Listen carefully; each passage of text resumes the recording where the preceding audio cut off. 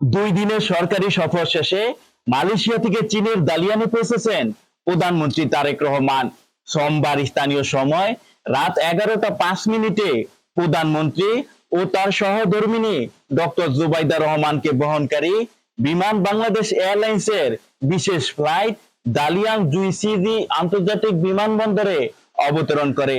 সেখানে লিওনিং প্রদেশের vice governor এবং চীনে নিযুক্ত বাংলাদেশের রাষ্ট্রদূত তাদের স্বাগত জানান।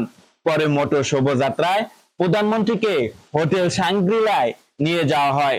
সেখানে তিনি 2 দিন অবস্থান করবেন। এর আগে মালয়েশিয়ার রাজধানী কুয়ালালামপুরে দেশটির প্রধানমন্ত্রী আনোয়ার ইব্রাহিমের সঙ্গে একান্ত বৈঠক করেন প্রধানমন্ত্রী তারেক রহমান। দুই দেশের প্রতিনিধি দলের উচ্চ পর্যায়ের বৈঠকে একটি সমঝোতা স্মারক এবং 2টি চুক্তি স্বাক্ষরিত হয়। চীনের দালিয়ানে প্রধানমন্ত্রী 2 দিন কর্মব্যস্ত সময় কাটাবেন।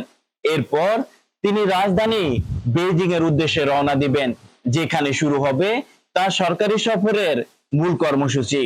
সফরকালে তিনি ওয়ার্ল্ড ইকোনমিক ফোরামের 17তম নিউ চ্যাম্পিয়ন্স বা 2026 সামার দাভোস ফোরামে অংশ নেবেন। এদিকে প্রধানমন্ত্রীর এই চীন সফরের মধ্যে বাংলাদেশ এবং চীনের প্রতিরক্ষা সহযোগিতা নিয়ে নতুন আলোচনা শুরু হয়েছে। ভারতীয় সংবাদ মাধ্যম টাইমস অফ ইন্ডিয়া জানিয়েছে, বাংলাদেশ বিমান বাহিনীর জন্য 24টি চীনা J-10CE মাল্টি-রুল যুদ্ধ বিমান সংগ্রহের পরিকল্পনা নিয়ে আলোচনা চলছে। বিশ্লেষকদের মতে এই যুদ্ধ বিমান সংগ্রহ করা হলে বিমান বাহিনীর আধুনিকায়ন এবং আকাশ প্রতিরক্ষা সক্ষমতা আরো শক্তিশালী হবে। একই সঙ্গে দক্ষিণ এশিয়ার সামরিক ভারসাম্য এর প্রভাব পড়তে পারে। তবে J-10C যুদ্ধ বিমান কেনার বিষয়ে এখন পর্যন্ত বাংলাদেশ সরকারের পক্ষ থেকে আনুষ্ঠানিক কোনো ঘোষণা দেওয়া হয়নি।